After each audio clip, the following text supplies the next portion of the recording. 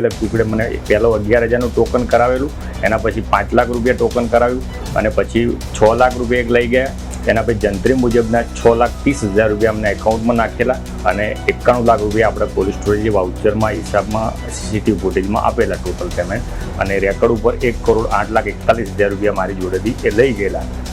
જે સમયે રજિસ્ટર બાનાખત કર્યું એ જ સમયે એમને સામેથી નોંધ એમને જ પડાવેલી સાઇન કરીને. અને એના પછી એ લોકોએ એક્ઝેક્ટ 29મા દિવસે વાંધો લીધો એ નોંધનો, એ ખુદ જ નોંધ પડાવી અને ખુદ જ વાંધો લીધો તકરારી ઊભી કરવા માટે. અને એના પછી અમે મામલતદારમાં ગયા, રેકોર્ડ આપ્યું કે અમારી સાથે આ ડોક્યુમેન્ટ જોઈએ છે, બરાબર. તે ડોક્યુમેન્ટ રેકર્ડ સાથે પણ એમને છેડા કરેલા છે. 135D નોટિસ પણ એમને એ લોકોએ અંદર અધિકારીઓ સાથે સેટિંગ કરી અને ગાયબ કરેલી છે.